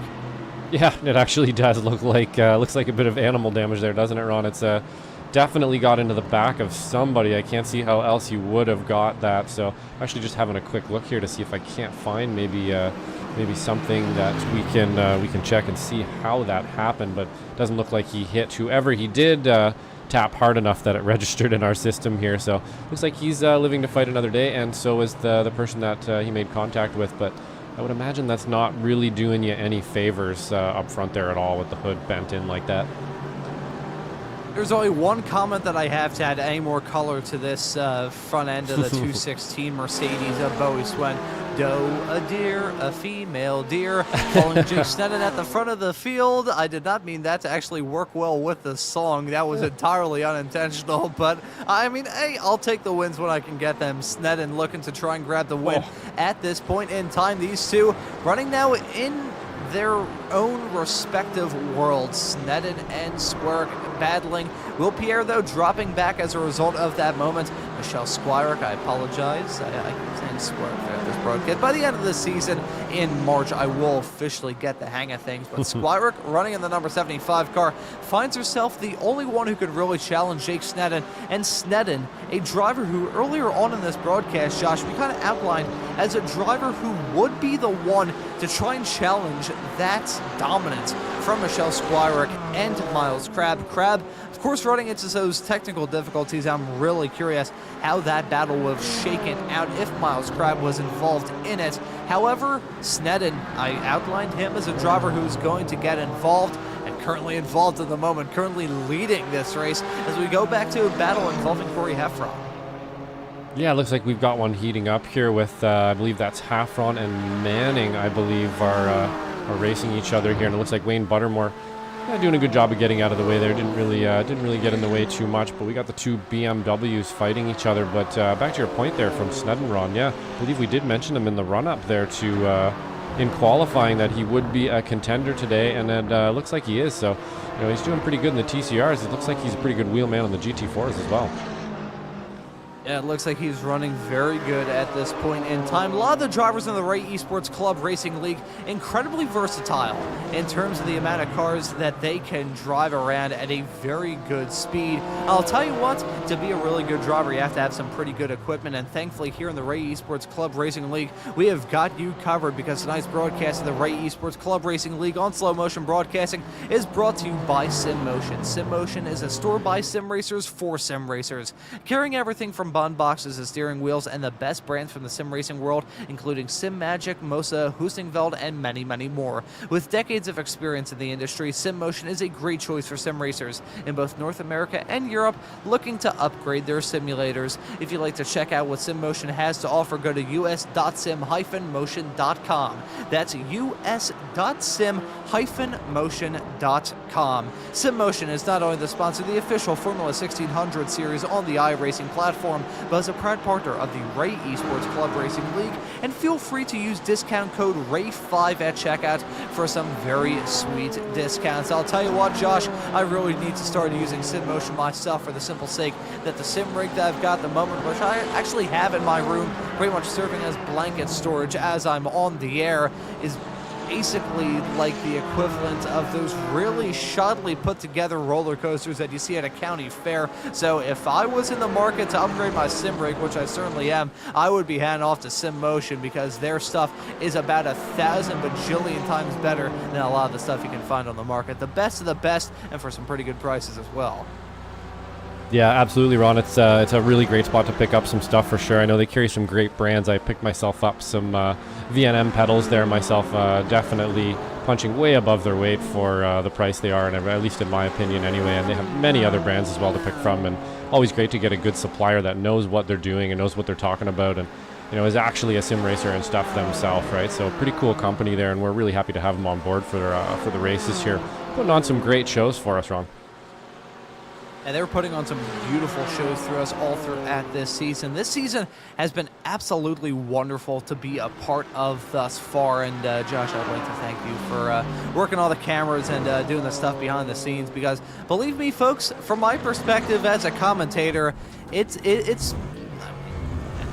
there's obviously some difficulties within the job, but, just talking about race cars is always a hoot. But Josh, he's the man doing a lot of the heavy lifting, working all the cameras and the graphics, and also making this broadcast possible. And at this point in time, technically being my boss here at SMB, so I'm definitely not just saying this because he can control my paychecks, Josh, but still, anyone tuning into this broadcast, you can thank Josh for all the wonderful stuff that you're seeing visually and also doing the commentary. Usually in terms of the sort of stuff like our old pal Adam Thompson, who I'm actually going to be on the air with in the not too far off future tonight.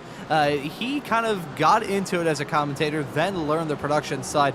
Josh doing it the other way around. It was a producer getting into the commentary stuff. Josh, has been great being in the commentary booth with you all throughout this season and watching you grow as a commentator. And I know you've got some potentially solo shows that you're going to have to do in the other not too far off future here at Slow Motion Broadcasting, which gives the viewers tuning in more of a reason to hit that subscribe button and the notification bell so you never miss out on any of the racing action.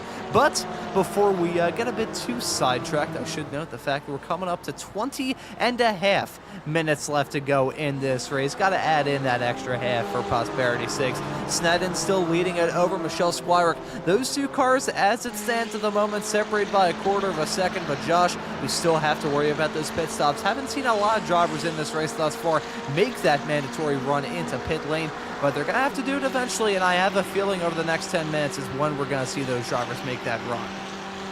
Yeah, I would say so, Ron. I guess we kind of answered our question there about the fuel efficiency on these cars as we're hitting the 50-minute mark here from the start, and we are still not stopping for fuel here, which is a little bit alien to me driving. Mostly, my experience with fueling cars is in the FF or maybe the SRF or possibly an endurance racing car like one of the P2s or a GTP, and they can only run for about 30 minutes or so, and then they're flat empty. So 50 minutes is a pretty long time to be running on one tank of gas, and I would imagine that they're going to be coming in pretty soon here, and that might be our next chance to see some action here on it, depending on what happens and who's practiced their pit stops maybe better than the other guy. Yeah, that pit stop practice and those pit stops mistakes can be oh so crucial. They can be a crusher for some of these drivers. I was covering a race with a different broadcaster last night. It was of some GT3 racing at Long Beach over on a different it was Race Spot. But doing that broadcast, coming to the end of that race, there was a really good battle for the win. However, one driver hitting their marks in a really bad way and overshooting their marks, for that matter, was a main reason why that battle kind of fizzled out towards the end of that race. Certainly hoping that that's not going to happen here, and these drivers hoping not to have that mistake, because it may not seem like much, but a couple of seconds can make a really big difference, and that's one big thing when it comes to I can't say multi-class sports car racing, but sports car racing, just generally speaking, the margins are so incredibly tight. I mean, Josh, we have 51 minutes and 40 seconds on the board, and look at that. We've got the front two separated by about 1/10.5, less than that to be a bit more precise. Nearly bump drafting, heading down the back straightaway. But looking at some of the battles we have up and down this grid, the field is still vacuum sealed together. Yeah, absolutely. There's been very little rest here up at the pointy end of the field, Ron. There's been quite a bit of dicing, and you make one tiny little mistake up here, and that's kind of going to be it. And it looks like we're down to 2 now. There was a Will Pierre connected to this, and he unfortunately had a bit of an incident. But yeah, at the pointy end of the field here, there's been very little rest for Jake Snedden and Michelle Squirick here. So it looks like we got a lap driver there, I believe, in the back. Or was that Trenton Kramer? I think it was. Yep, Trenton Kramer having a little spin there in the background. So not having a great day starting off with those wet tires, and then we'll kind of ending up on the rhubarb here near the end. And there you can see slow through the corner is Kramer in the 444 car. You can see him trying to wiggle that car around the racetrack to get the dust and the dirt up off the air, up off the tires and into the air or onto the track as well. Josh, one thing that I am very grateful for at this point in time is the fact we don't have any gravel around this track. Otherwise, there would be certain parts that feel like a rally special stage. That is a really good point, Ron.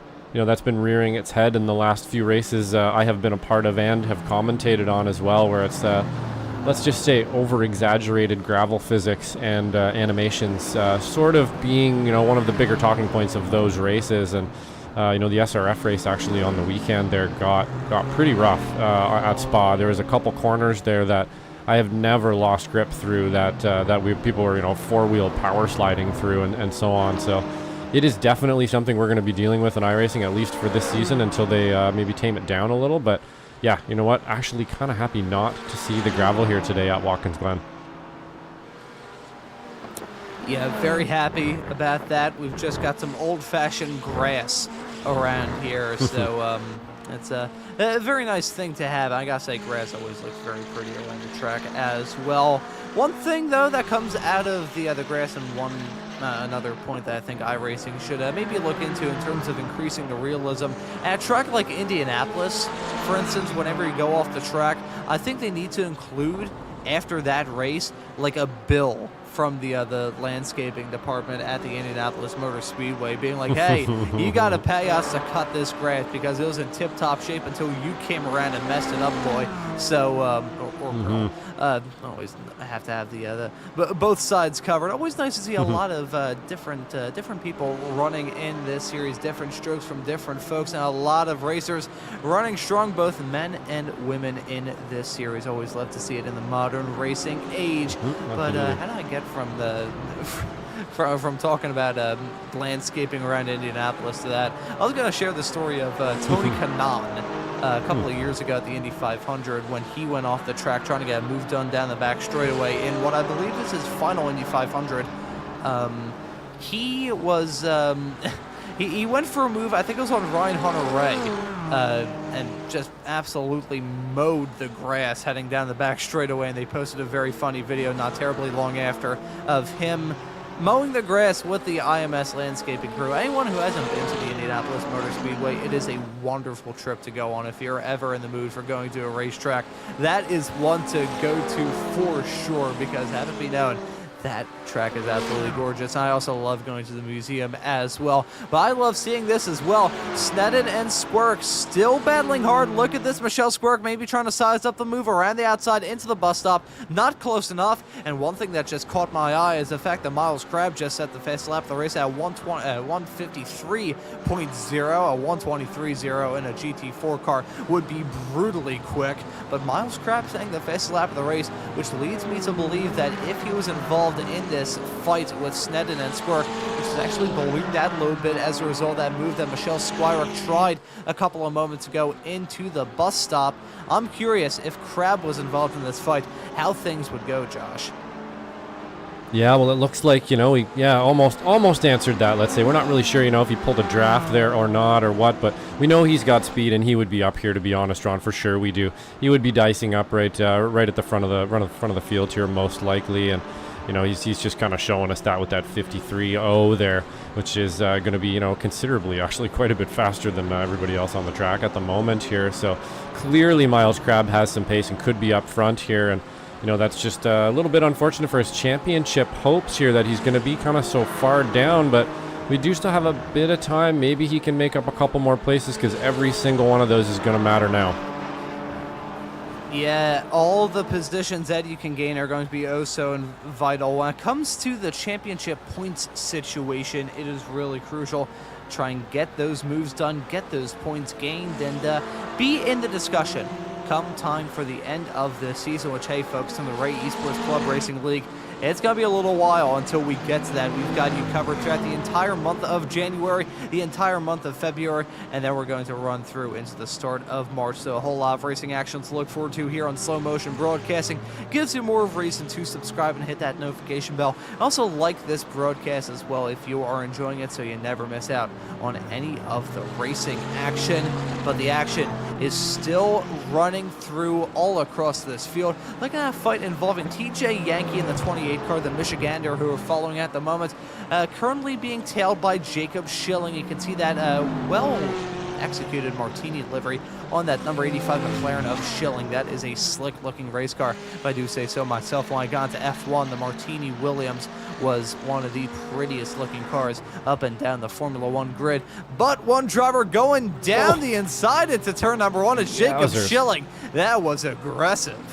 Yep, super late on the clappers there. I actually think maybe that kind of surprised him a little bit as potentially there the 28 of TJ Yankee may have just kind of maybe hit the brakes a little bit early there. Either that or Schilling went really, really deep. Either way, it looked like a bit of a surprise there and almost got the nose chopped off, but was able to pull out of it and end up racing another day here. So we will see if Jacob Schilling can put the screws to TJ Yankee here before the end of the race. We have a bit of time, and we still haven't had the front guys pit here yet, Ron. I'm kind of shocked. It's got to get done pretty soon here, and it feels like now is the right time. I think some of these drivers and some of their teams may pull off a smoky Unix and have the fuel line wrapping around the car about 15,000 times. But Sneddon and Squirick still holding their own. They're still lapping pretty quick as well. Looking at some of the times that Sneddon has set thus far in this race, I believe this is the last laps that we have on screen at the present moment. That's pretty good from Sneddon, saying a 1 minute 53.306. Not sure how that compares to his best lap of the race at this point in time, but either way, pretty good in terms of the pace that those two are showing there. You can see it's pretty good in terms of the speed that they're showing at the moment compared to how they have been showing all throughout this race. So well done to Sneddon and Michelle Squire. Also well done to Kyle Robertson, who are jumping back in fourth at the moment. Running effectively in no man's land as Will Pierre has shaken off a challenge, and Ian Anderson has still not really gained back that time that he lost in a spin, heading all through turn number 7 a couple of moments ago. Had to get the right corner name there moments ago, but Kyle Robertson still putting on a really good drive. Was possibly the best defensive drive thus far in this race, because the amount of time that he, I wouldn't say held off Ian Anderson, but just was able to keep him at bay all throughout this race was very impressive. Yeah, absolutely. They definitely went back and forth there for a little while, Ron. And we do know that Mercedes is a pretty wide car, especially in the rear there. But Kyle Robertson having to put on a big defense there with some wide shoulders, and Ian Anderson kind of just having to look up the bus stop and a few other places there, but never really put it together. And then, unfortunately, when we met some lap traffic, it kind of tripped over the pedals maybe a little bit and ended up spinning and losing a couple positions as we finally see Sneddon and Squirick come into the pit here, Ron, and we'll get some timing up for it. And let's see how these racers do in their run down pit lane. This is going to be very vital as to who's going to take that checkered flag. Will Pierre staying out for yet another lap and setting the fastest lap of the race in the process at 153.057. But these are the two drivers that are keeping our attention on as it stands currently. Sneddon was running in the lead, now running down in fourth as Michelle Squire jumps in front of him. But these two hoping to hit their marks, which they did beautifully. Who's going to jump out in front? Who saved the most amount of fuel, and who's going to have the shortest run down in the pits? Let's see. There you go. Michelle Squirick getting the jump on Jake Sneddon through the pit lane, and that was a comfortable jump as well. Looking at the time that they spent down pit lane and the time they spent stopping their pit stall, Sneddon 14.1, Michelle Squirick 11.8. That is a significant margin in terms of time spent into the pit, so well done for Michelle Squirick, judging that to perfection.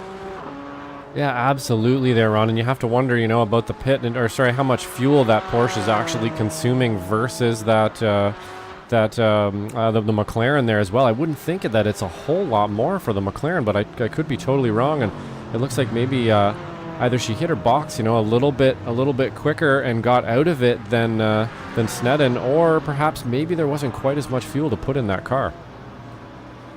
Yeah, potentially not. It's just a small little impropriety can result in a big change of spots, as we just saw a couple of moments ago. Seeing Johnny Casey exit the pits at the moment. Look at that, 10.6 seconds stopped in his pit stall. Will Pierre, as a result of that, run through the pits for Michelle Squirick, who is basically the net leader of the race, unless Will Pierre is running his car on rocket fuel and can make it to the checkered flag. Swapped out the motor in that Porsche 918 GT4 car. 918, the 718 GT4 car.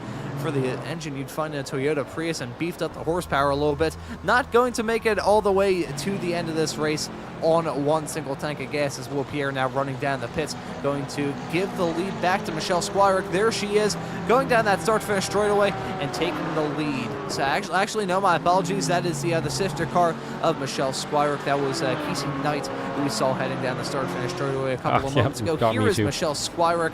Yeah, trust me, Josh.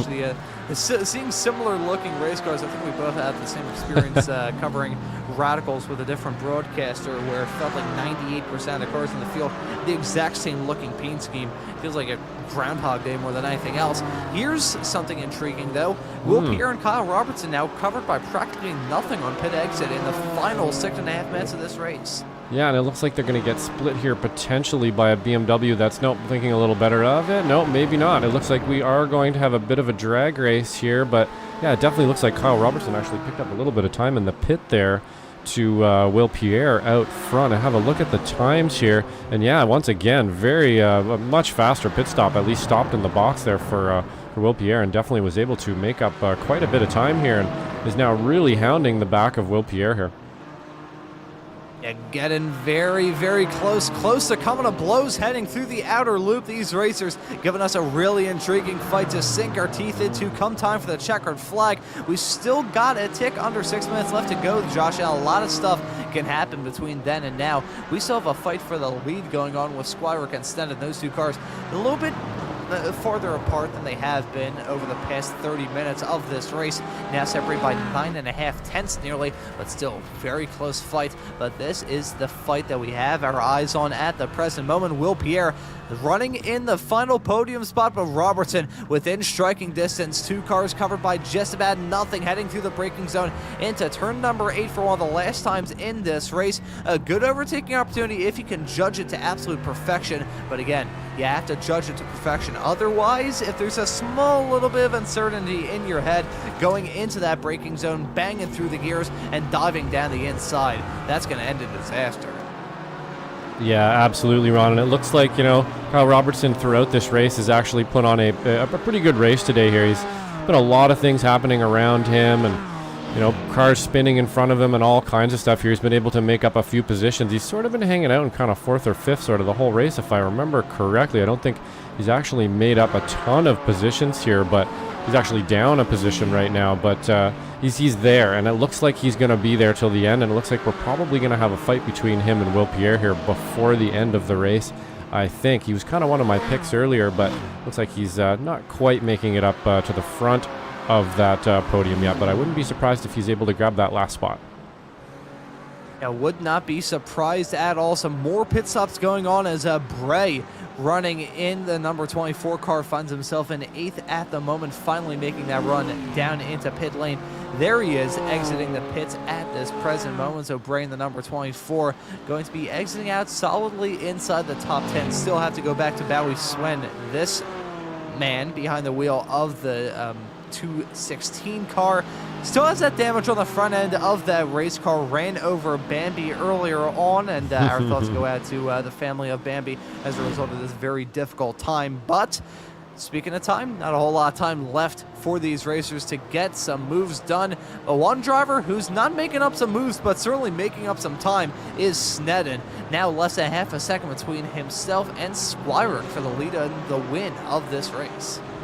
Yeah, absolutely. Take a look at the last lap times here, and yeah, he is definitely turning on the jets a bit there, 2 or 3 tenths faster than Squirick on that last lap. So Yeah, it looked like we were going to have a little bit of heat here by the end, and there's definitely enough time to get some moves done. And, you know, we know neither one of these drivers, as it kisses the wall again, the outside of that car is starting to look a little bit scraped up. We like to call that the British Columbia paint job out here when you go try to drive up into camping spots and destroy the side of your truck. Kind of looks like the side of my truck there, Ron, the last time I tried to get up to a cool camping spot out here. But this one was from T1 at Watkins Glen.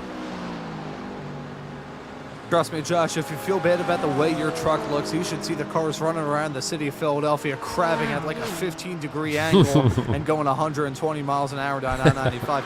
I'll tell you what, I wouldn't be comfortable driving like most cars down I-95 at 120. To have these people are comfortable driving I don't know, the best way I can describe this, it looked like some country terminology, driving a piss ants go-kart down there. So who knows? It's a lot of odd things that you see on the roads in the city of Philadelphia. Lots of odd things that we've seen thus far in this race. These cars are clean at the front, and they have a clean run to the checkered flag, which is coming up in the not too far off future. Less than 2 minutes left to go now. So I believe, unless I'm very much mistaken here, Josh, they'll be taking the white next time by. But the real question is, who's going to be taking the checker the time after that? Will it be Michelle Squires, or is it going to be Jake Sneddon? These two have been head and shoulders above the rest in terms of pace. Sneddon was leading by the time they come into the pits. Michelle Squires has had a couple of mistakes, but she already has a win this season. Sneddon, though, looking to be the disruptor.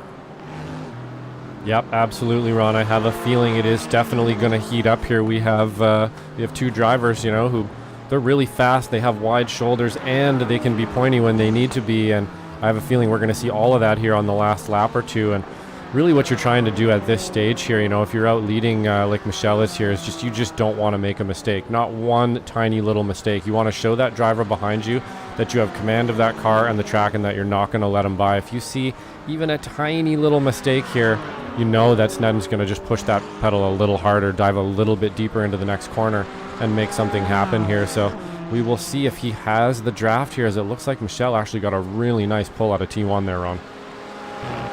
And here we go. Will Michelle Squires be able to hold off the challenge from Jake Sneddon, or does Sneddon have a rapid that he's going to pull out of his hat? You can see that gap is diminishing. It was about 0.3 of a second at the start of this straightaway, dipping down now to about 1/10 and a half. Heading through the bus stop for the final time in this race, it's Sneddon running in P2, Squires running at the front. Squires looking to try and drive the widest Porsche GT4 car ever made by man. So let's see, will Sneddon get the move done? I have a feeling as she nearly goes for the move heading down into turn number 6. That would have been bold and audacious stuff from Sneddon, but it's not close enough. I think he actually lost out on a little bit of time as a result of all that. Not sure if that was a little bit of overly opportunistic racing from Sneddon, or whether Michelle Squires intentionally put her car there just to give Sneddon a little bit of a checkup and a little bit of a Code Brown moment.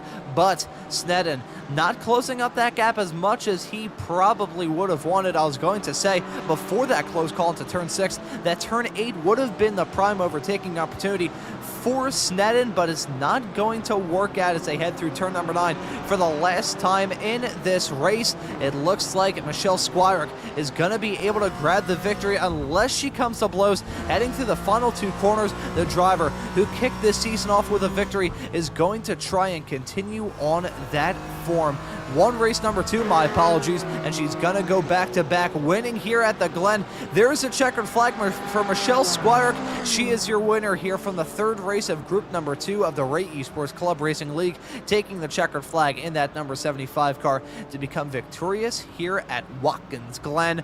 A brilliant night of racing action. 70 minutes flew by like it was practically nothing. Jake Sneddon and Will Pierre running at your top 5. And now, folks, I've got another broadcast to do here at Slow Motion Broadcasting. Our old pal Mike Braun not able to make the Sim Racers group broadcast that's set to begin in just a couple of moments time. So Josh, it's been a pleasure being with you here in the commentary booth, and to all those folks tuning in, stay tuned here to Slow Motion Broadcasting so you never miss out on any of the racing action. Josh, I'll make sure to leave some milk and cookies to lure some of these drivers into the commentary booth. But Josh, it's been a pleasure as always. Thank you for doing all the work behind the scenes. Pleasure to be a part of this broadcast, and I'm sure it's going to be in good hands with you, man. So I'll see you next week. Actually, no, I'll see you this upcoming Saturday for the Formula Vs. Absolutely, Ron. Thank you very much for all your help and the nice words and stuff today there as well. As you know, it can be a little bit difficult here behind the camera every once in a while, and having to take things solo every once in a while here too is sort of a new one for me. So we'll see how we can make this happen here, and we can't get a couple interviews out of the way here before the end of the race. Pretty amazing race today there from everyone here at Watkins Glen. Michelle Squarick taking the win, Jake Snedden taking second, and Will Pierre in third, Kyle Robertson in fourth. And we saw, quite a bit of them the whole race here because they were just back and forth with each other the entire time.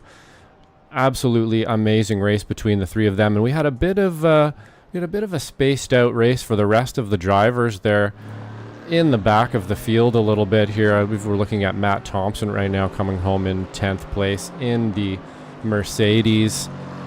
Not a bad race for him as well, bringing her home in 10th and made up a whole bunch of positions in the process here.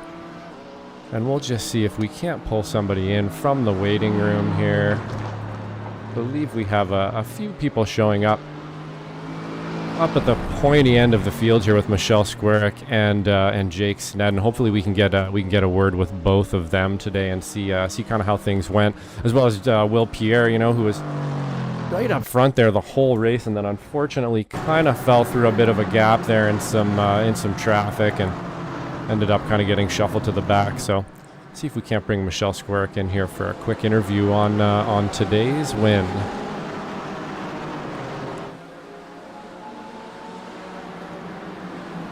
Hey Michelle, we're live on air here with Slow Motion Broadcasting, and it looks like that was a pretty amazing race out there at the front of the field between you and Jake Snedden. Tell us about how it felt for you. Oh boy, that was intense all the way through, without a doubt. There was like zero room to breathe here. That McLaren was just a rocket ship in the straights.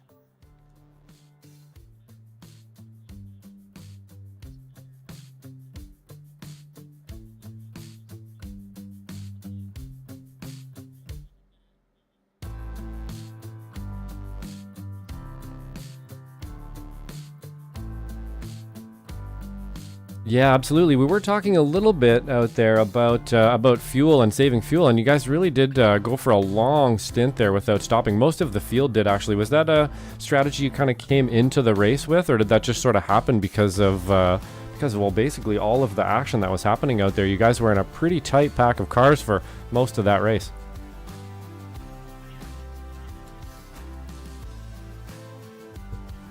What? The other car, I can't remember his name, he was running with us. But it was very tight, so I kind of want to just keep pace there. And then as far as fuel, this series allows us to run with a full tank of fuel. So it's always just a splash and dash at the very end. I was just a little bit more aggressive on fuel, so my time in the box was a little bit shorter. And I think that's what made the difference. Right, okay, that was another question that we had there, whether the fuel was actually restricted or not. So they do allow you to run full fuel. And yeah, your pit stop actually ended up being quite a bit quicker than your competitors there. We're wondering if maybe that was just because it didn't use quite as much fuel, or if perhaps you were able to hit your box and get out of it a little bit quicker than Jake there. But overall, that was an amazing race, an unbelievably awesome pass there into the bus stop, Michelle. That's going to be a clip that I think we're going to use for a little while. Yeah, that was a good one. We were, didn't think it was going to happen. And then, oh man, yeah, it was a great move. So we'll be clipping that one for years to come, I think there. But awesome. I believe we are headed out to, if I'm not mistaken, I don't know what the GT4 is next time. Do you drive in the FVs and the SRFs at all? Are we going to give that a try? Or are you going to stay in the GT4s for the season? I'm pretty much sticking to the GT4s, TCRs, and Mazdas. Basically the closed fender stuff. Just kind of give myself a little bit of a breathing room during some parts of some weeks. Got a lot going on, but I think next time we're in my backyard again at Road Atlanta, so I'm really looking forward to that. Always absolutely one of my favorite tracks, right up there with VIR. So yeah, I'm really excited. And then I think even Mazdas were next to Daytona, someplace I've always done well at. Awesome. Yeah, Road Atlanta always has some good racing around there. One of my favorite tracks as well. So good work on you today there, Michelle. And is there anybody you'd like to thank out there? So I want to actually dedicate this race to my grandma, who's recovering from a stroke right now. I'm actually flying up to see her tomorrow. And then obviously all you people in the booth there at Slow Motion Broadcasting, Raise Esports for putting everything together, and SimMotion for all the support to make this series happen. And my real life race team, Formidable Racing Development, they're down at Sebring for the Super Tour this weekend. Wish them and Will Lucas, my teammate there, all the luck. And then my sponsor, rspeed.net. Awesome, Michelle. Well, great racing out there, and definitely our condolences and our good vibes and everything there for your grandmother as well. We hope there's a good recovery there, and we'll see you next race, Michelle. Great racing today. Absolutely. Thank you. Right on. That was Michelle Skwarek from first place today here at Watkins Glen, and we'll see if we can't get a quick interview with Jake Snedden here as well, who is definitely turning up the heat on Michelle this whole race here. So, how's it going, Jake? We got you in here from second place. It looks like you had a pretty eventful race out there today, battling with Michelle Skwarek, making some pretty amazing moves into the bus stop. And man, you guys were kind of nose to tail that entire race there. It didn't look like you got much of a break. How'd it look for you? It looked pretty good. Definitely bumping a lot of uglies. It was really fun, just kind of playing mind games and just trying to get each other's head and find a way around each other, and it's all done strategy. She in the Porsche just had me on the corners, and that straight was just trying to take advantage of the McLaren top end and just try to make something happen. But it was some good battling. Absolutely, some great battling. And yeah, we kind of noticed that we were watching here, and it looked like you guys were kind of playing some mind games with each other out there as well. It was very entertaining to watch. And it looks like actually, Michelle kind of was able to pull a pretty big gap from the pit stop. And we were wondering, is that really, because she just hit the box a little bit quicker and got out of it quicker? Or do you think it's maybe because that Porsche is actually consuming a little bit less fuel than the McLaren? I definitely think it's a mixture of both. The Porsche just uses just a little bit less fuel. I don't think it's that much between that and I practiced for 15 minutes before I started this, and I didn't really have a pit strategy other than I knew how to pit, but I added like a gallon more than I need to, so I think that was at least a second in pit that right. I could have it was really just negligence on my part in terms of beating around. Yep, that sounds kind of like, that's sort of what I do as well. So, with 15 minutes of practice, you definitely put on a great show today, Jake. And unfortunately, that's something I do some league races on the weekend. I always forget to kind of do my fuel stuff too. I just sort of leave it to the iracing gods and go out there and step on it. But it looks like you were able to pull a second place today in a really kind of exciting race to watch there. Is there anybody you'd like to thank? I think I'd just like to thank my friends. I have some of them racing in here with me. Just continue love and support, and having such a fun hobby to partake in with them, and be able to do this together all the time on virtual sim is really fun. And yeah, awesome, right on. So I believe we are out to what is it, Road Atlanta next time. Is that a good track for you? Will you be joining us on that round as well?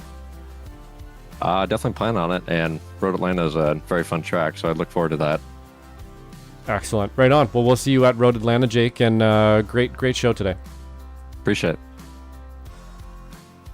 And that was Jake Snedden from second place there, putting on quite a good show today, getting the shoulders out wide and being able to keep that car pointy and getting some passes and stuff made as well with Michelle Skwarek. We'll see if we can't pull in Will Pierre here, who kind of had a bit of a falling anvil during that race, and see if we can't get a perspective on it here. So,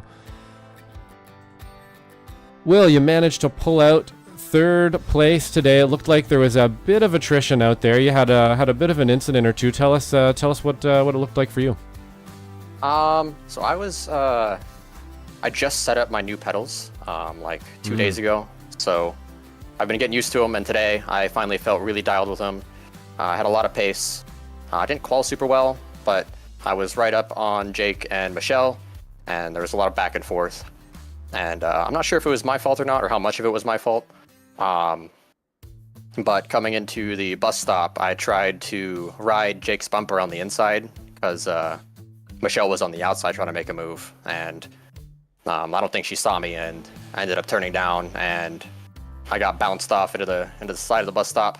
But I did my best and managed to get back to P3. I almost lost it in the pit stops because I took a gallon more fuel than I needed, and then I had to do more defense for the last couple laps. But okay, yep. Yeah, it did look like pretty contentious moves there into the bus stop. We're just having a quick look at it now on replay as well. And yeah, that's one spot there. 2 race cars just not being able to fit into one. And unfortunately, you kind of lost out on that one, but was able to recover pretty stylishly there, I might say. And then back up to 3rd as well. And you're able to finish her up in 3rd place. So good race on good racing today there, Will. And I believe we are headed out to Road Atlanta next time. Is that one of your favorite tracks there, or not so much? I like Road Atlanta. I don't have a ton of experience there, but I don't really have a ton of experience on anything in iRacing. And I definitely like the elevation a lot. It's a fun track, especially in the S's, because if you get one wrong, then you get them all wrong. It's very punishing in that way, and I like it. Yeah, absolutely. Like I have to agree with you. Have to agree with you there for sure. It's such a fast, hustling track, and once you can kind of master that track, man, is it ever fun. So we should have a pretty good race around there. We always actually have good races around there, especially in the GT4 equipment here. So before we say bye, is there anybody you'd like to thank? I'd like to thank Jake at SimMotion for hooking me up with the new Husingfeld pedals. Like I said, my Moses CRPs, I snapped a load cell in them.